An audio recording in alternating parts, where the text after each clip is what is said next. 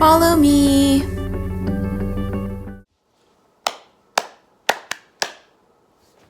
Welcome to JC Soul Gems. I am Jade Crystal, and today we're going to talk about being consciously single.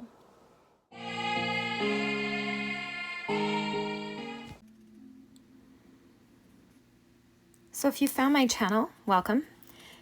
Remember that you are beautiful, you are amazing, and this video is a confirmation that you are on purpose and in the right place.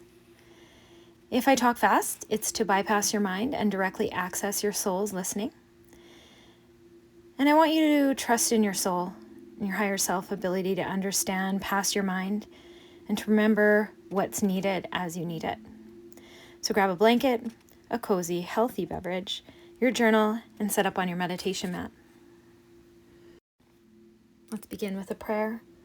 Beloved Creator, may I always be protected from evils. May my ego come in service to my spirit. May I always be connected to divine truth. May I listen with my spirit and hear with my heart, absorbing love and what is of my highest good.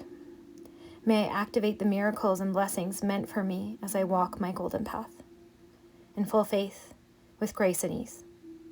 And so it is. Thank you, thank you, thank you. All right, so welcome to my channel. If this is your first time here. Today I want to talk to you about being consciously single. So first of all, what does that mean? To me, how I define it, it's about cultivating a presence and relationship with yourself that you are wishing to have with another person.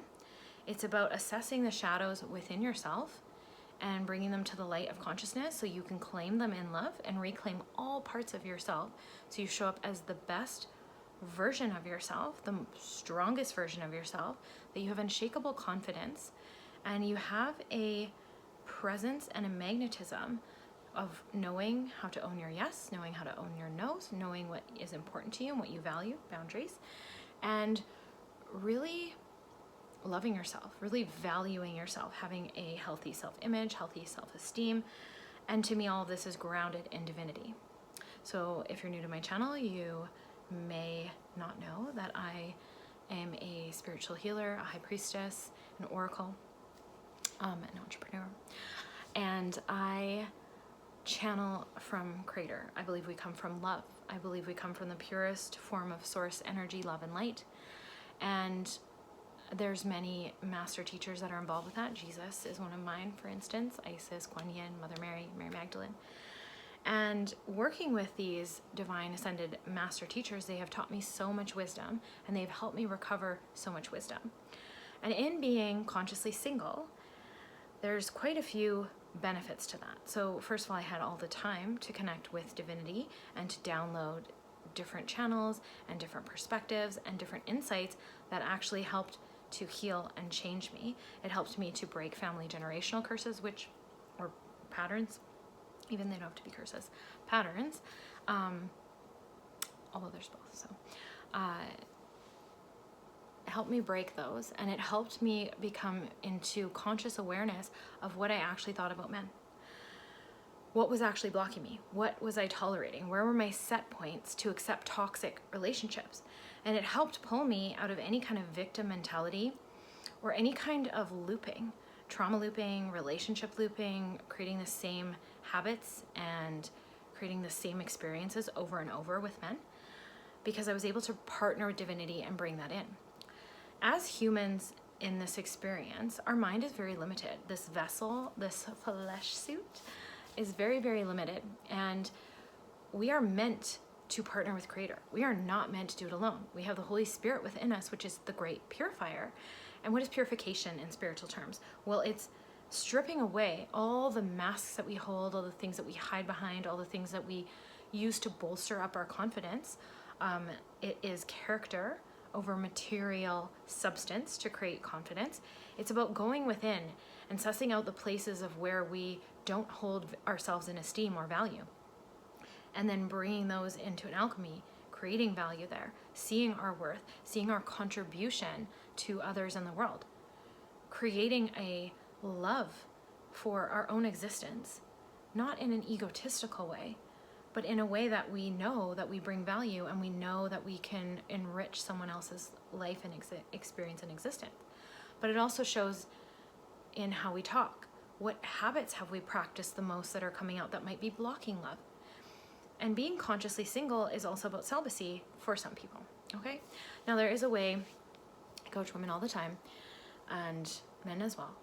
There is a way to be consciously exploring your sexuality, and some people need that. Everyone is different, and everyone has different needs and expressions, and sometimes we just go through different cycles. So exploring sexuality in a divinely centered way, divine sexuality that is not tainted or corrupted by pornography, that is not tainted and corrupted by overculture, including beauty standards, all of that. And that also plays into being consciously single, of really understanding what it is that you want. Remember those boundaries I talked about, what you value, what's important to you?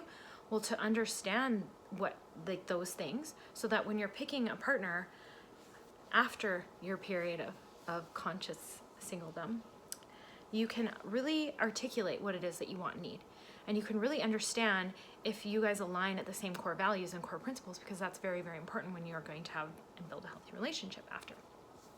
And this conscious singledom, this time you spend being conscious on purpose, conscious and single on purpose, it is such a valuable time of really being able to presence yourself, being your own best friend, being your own love, sussing out the places that you have loneliness and actually filling them with habits and hobbies and skills and ways to contribute back to the community if that's what means something to you. It helps you learn to set up a network and a community that is nourishing and self-sustaining, so that when you do find your healthy partner and your mate, you're not putting every single thing and expectation on them. This also creates health in your relationships later on. When you have been through traumatic relationships and experiences, abusive and toxic relationships, of course, if you're in one now, leave. Not saying that you stay in anything toxic, just to learn from it, okay? But if you've already been through that, there can be a tendency to be angry at ourselves. So these are times that we can practice self-forgiveness. And in the self-forgiveness, we can really understand, what was it? Where was my level of self-worth at and self-love to accept that relationship for so long? And you really start to pull yourself out of a victim mentality. Yes, that person had projections, wounds, habits. Love tends to do that. We have karmic relationships, we have twin flames, we have soulmates. That will be a different video. And then you can have karma in the twin flames and the soulmates. And so those things happen. There are projections. There's a violence within humanity that is trying to be cleansed and alchemized right now.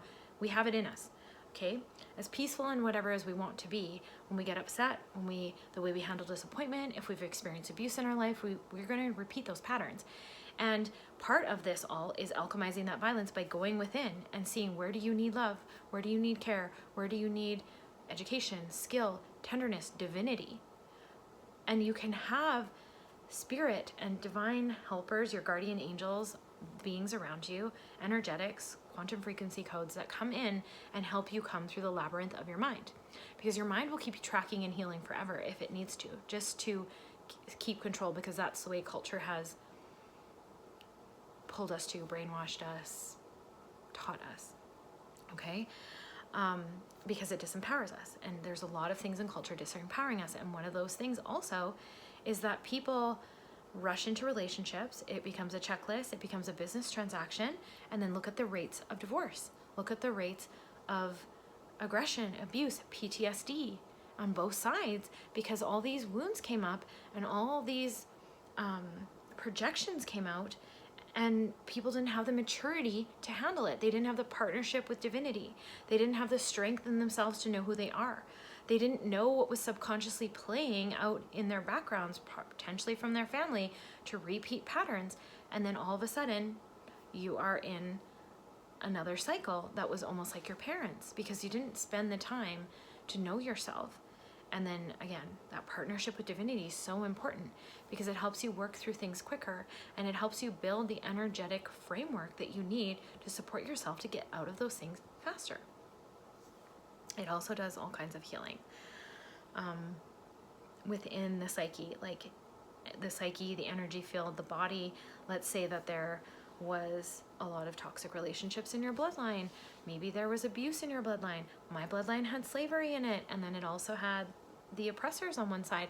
And so when you have those things going on and at play as well, energetics come through you and you activate with other people. Maybe there's karma there, and then all these frequencies come out and it can create PTSD. And then you add that to the culture that we have of immaturity and emotional unawareness, or no lack of emotional intelligence. Also, lack of connection to our emotional intelligence field to creator, because that's our compass, that's our divine compass.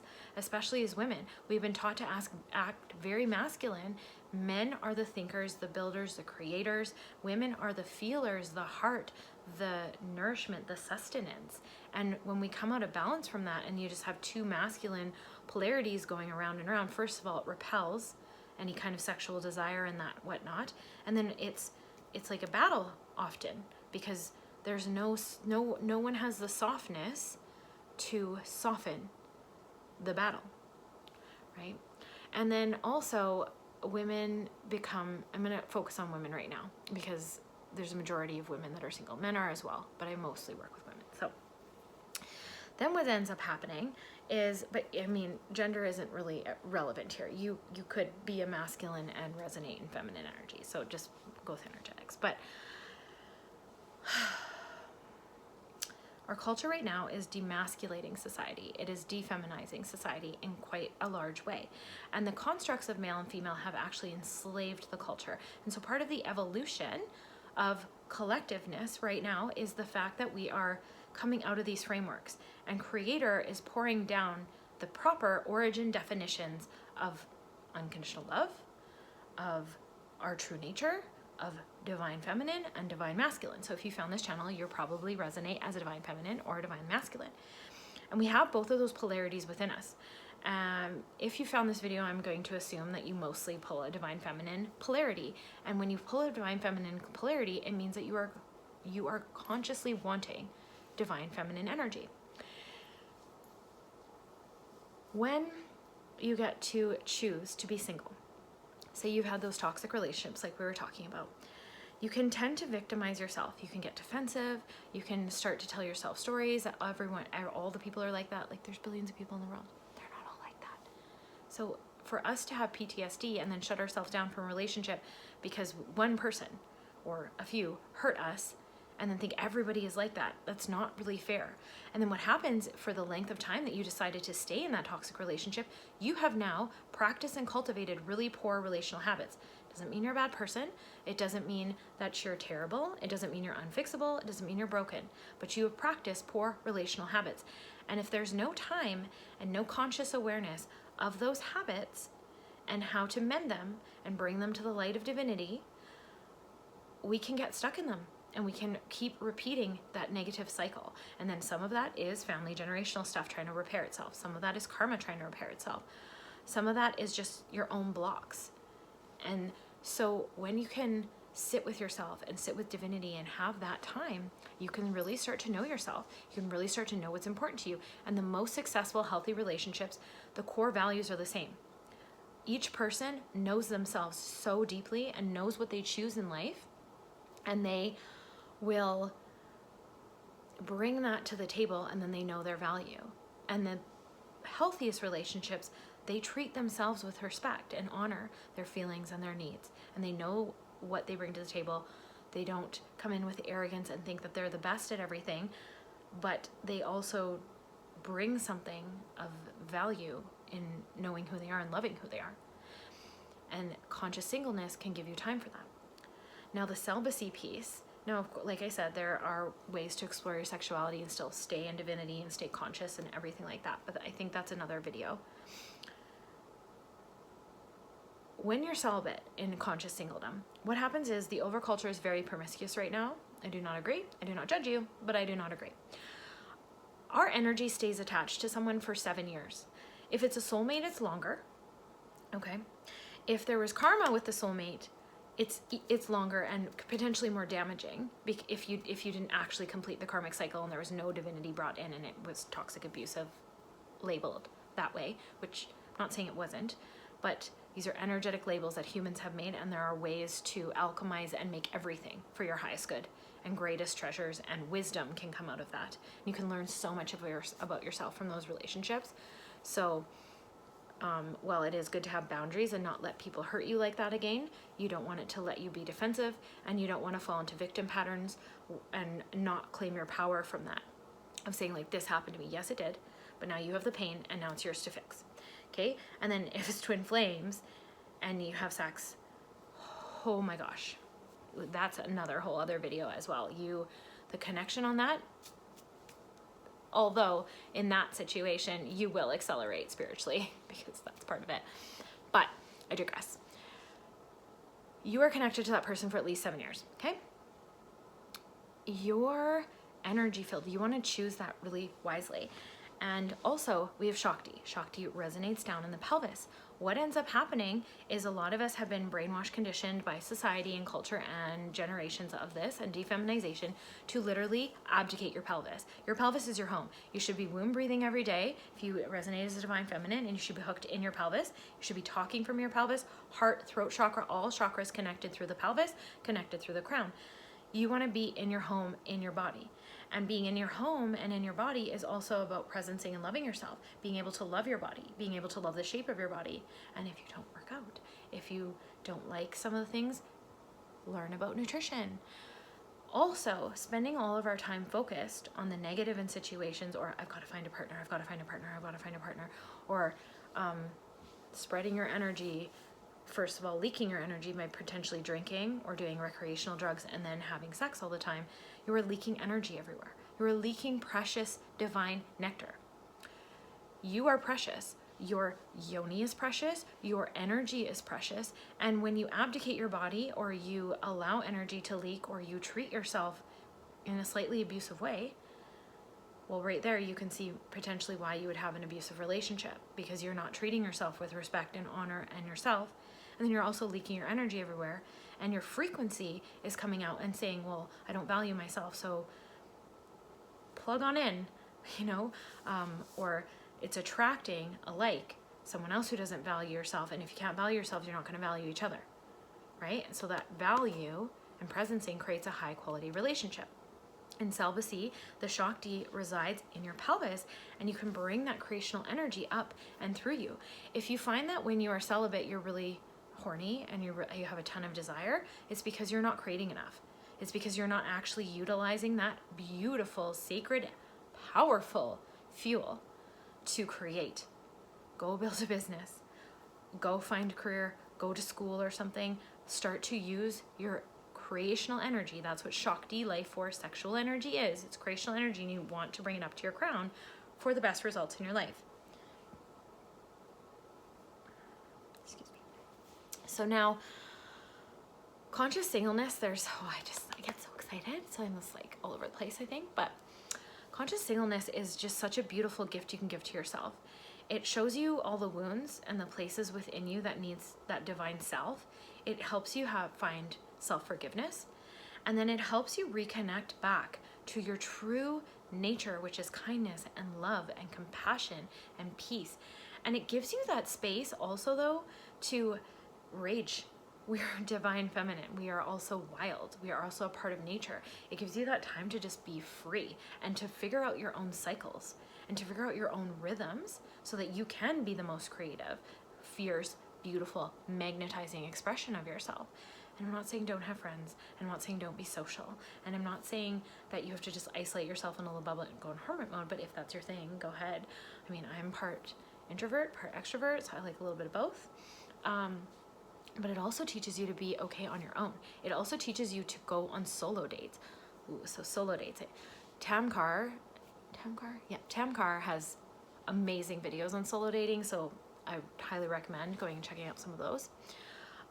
But what solo dating is to me is it's about potentially getting dressed up and making myself feel beautiful, which I actually do every day now, because that's a part of being consciously single, is dressing for yourself, preparing yourself for yourself, preparing yourself in the way that you feel beautiful, and you can present that to the world. But it brings out this inner magnetism and beauty from you just by doing this. But back to solo dating. So you can dress up and you take yourself somewhere that you love and you start to explore your own likes and interests. What's my favorite color? Do I like classical music? Do I like these concerts? Do I like plays? Like, you take yourself out. And usually you take yourself out with a goal and you observe yourself. So if you're out and you're like, oh, everyone's watching me, I can't be alone, like, those are things you need to observe, and those are attention that you need to give your inner child and some healing, some calls to healing.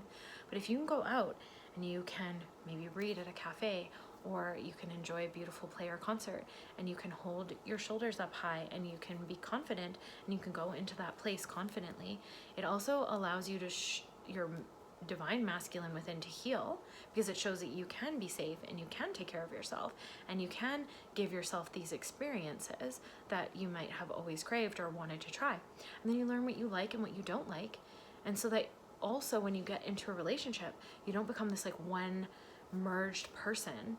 You can articulate, because this is very attractive to masculine energy, articulate your preferences, articulate your experiences, and even so, you can create a beautiful experience around you that you can then now share with your partner as well, because that's part of feminine matriarch energy, is creating an experience, creating a feeling, creating a mood to an event rather than just holding an event. Okay? So it's a feminine power. Depending on the level of coaching, there's so much coaching in the world right now. I just love it. I love that there's so many light workers and starseeds like owning their gifts and helping each other. I just think it's such a beautiful healing within the feminine collective to be able to work with each other and help each other. But there's so many feminine programs and courses out there that are actually life-changing. I know I do coaching work like that. I have been touched by so many teachers like that. Claire Zammit, Rachel Jane Groover. Oh goodness, there's so many. I don't know if I can, Anna Steibel. Goodness, there's so many. You know, a jade egg practice has been life-changing as well. And then just divinity, just like ascended masters and healer, like angels. I call those all angels because they're the frequency and realms of angels. They're creators, helpers. They have helped me. Kali, Kuan Yin, Lakshmi. Lakshmi's so wonderful to work with if you need to work on self-worth. Mother Mary, Mary Magdalene, you know, all of those beings were like my best friend. And when I did have wounds from my family, and I did have wounds from toxic unions or karmic unions, I was able to lean on them when I didn't trust my outer circumstances and I didn't trust other people. And what this also does is it creates self-validation, which builds confidence and self-esteem. And then the more that you meet yourself and you make goals for yourself and then you meet them, the more that your confidence builds. The more that you show up for yourself and don't have to rely on outside factors or environment, the more your confidence builds and the stronger that you become. And now this is in no way a dig at other people's paths who have had strong family dynamics and have been able to lean on each other and have been able to help each other. That is wonderful as well. But we're in a dynamic right now of the Aquarian age where there's a lot of individualism and there's a lot of karmic repair. So there's a lot of people living single and alone. And these are the energetics that I'm speaking to here. This is the stuff that's going to help you. Now, it might help the other path too. But I'm guessing if you found this channel, what I just said describes you. Now, channeling sexual energy instead of actually having sex into your creations, into your business, into your craft, into your education, into your betterment, into personal development. It is the most magical, beautiful gift you can give to yourself, and it will serve you your whole life. My good friend used to always say that there's no waste of money on education, and I would have to agree with her, although I would also say it depends on the education, and non-patriarchal education needs to be integrated in with that. Self-development, personal development. Like I said, there's so many coaches. You can find a modality, you can find a channel that will help you anchor and bring in divine femininity, will help you with relationships, it will help you with any challenge that you are struggling. Any gap or perceived weakness within you can be made into a strength, either through partnering with divinity and then partnering divinity was the answer to everything, because it brought me to the right courses. It brought me to the right teachers. It brought me exactly where I needed to be to awaken more parts of myself. And then I just went in all hard and I was like, give it all to me, awaken me. It helps to heal long-seated anger. It helps to heal defensiveness, like I said. And the shadow work, although it's hard, having that self-responsibility factor is just such a beautiful, wonderful gift you can give to everybody. Okay, it builds emotional intelligence, it builds maturity, it helps you be self-responsible for what you are going through, and then literally you can alchemize almost anything. Every challenge becomes a win for you because you don't have to rely on other people. You don't sit there like, I don't know what to do. You literally are like, oh, I didn't know that was in me. Well, I love it. And let's see, like, okay, how does this feel inside of me? Like, how is this wanting to be expressed? And, oh, I don't really like that. Okay, is there another way we can express it? What is this good for? If this was a strength, how could it be helpful to somebody? And you start to alchemize these aspects in yourself that you may have always judged or tried to hide or been ashamed of in a really powerful way when you bring in divinity to your practice.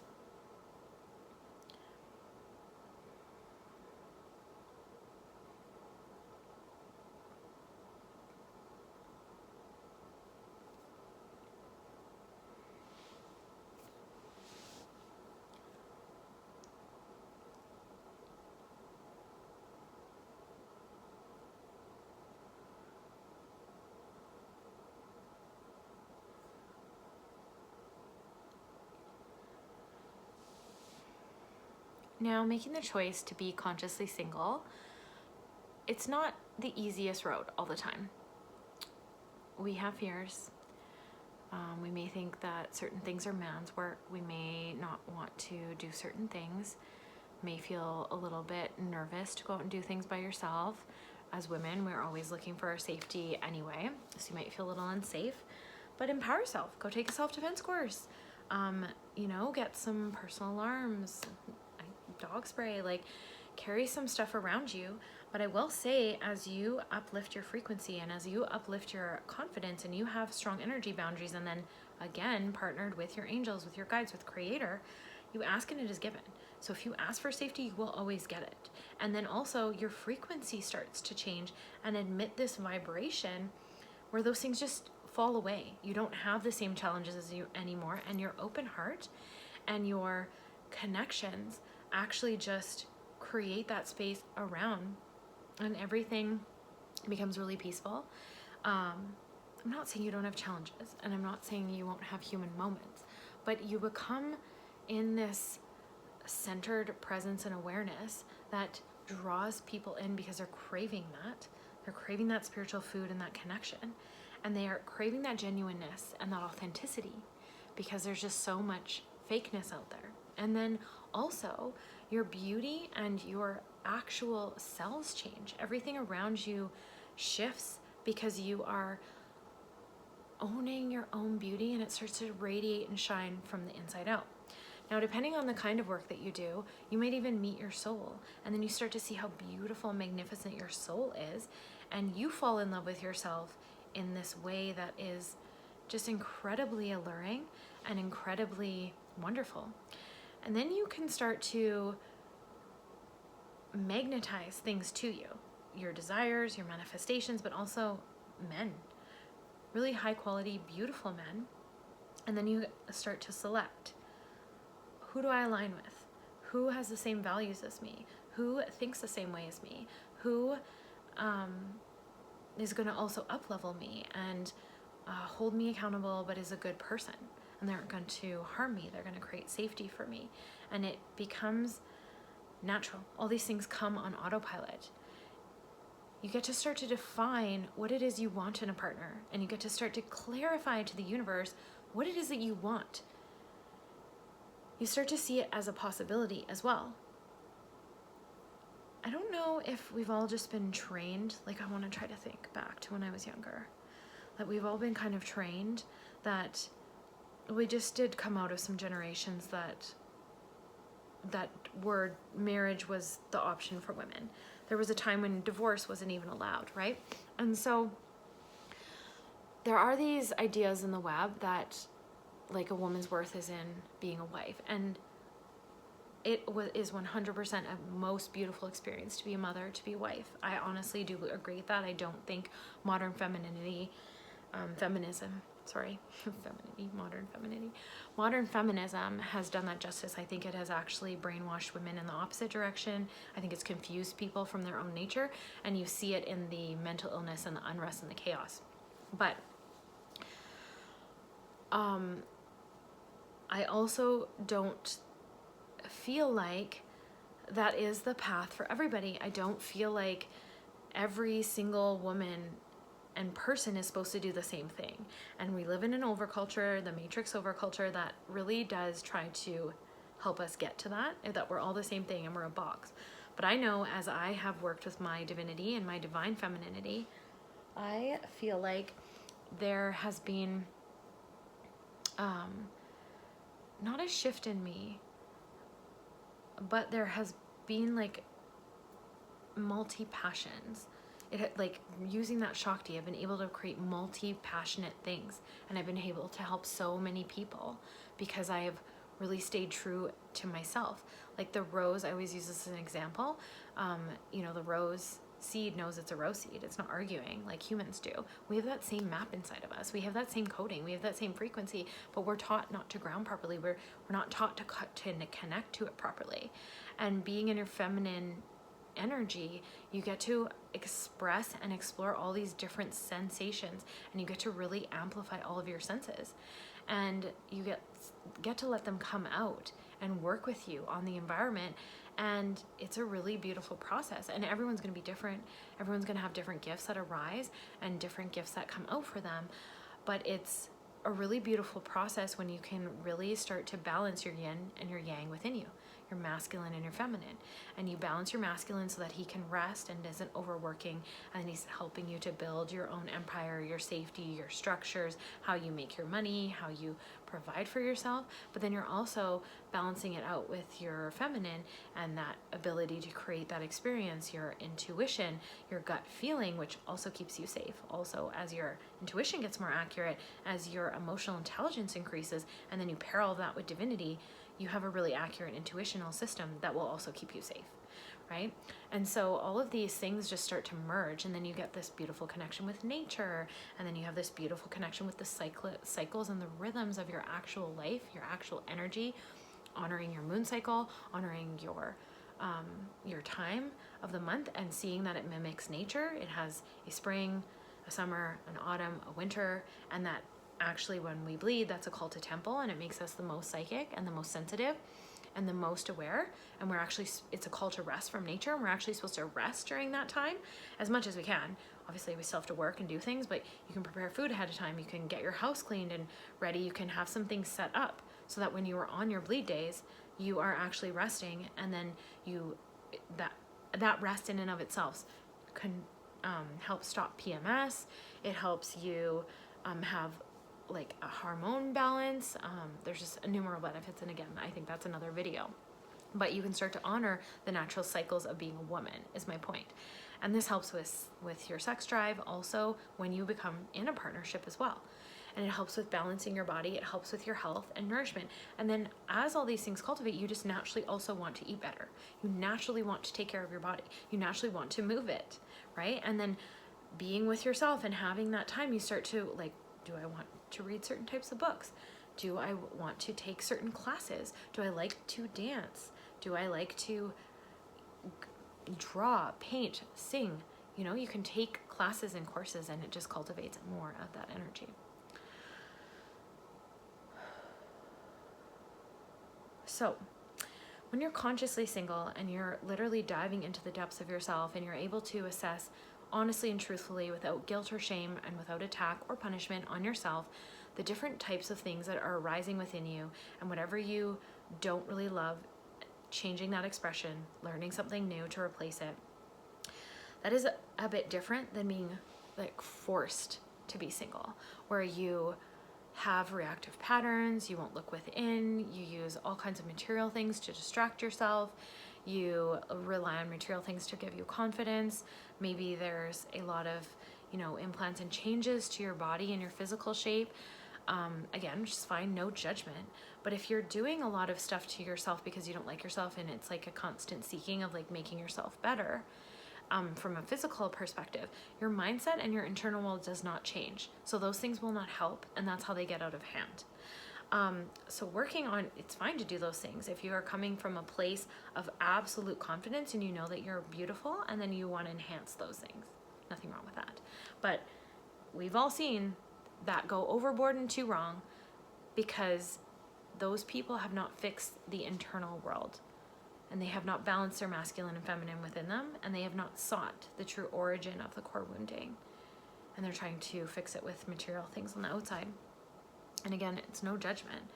It's just like, we are stronger than that. There's so much more available to us. There is so much more beauty.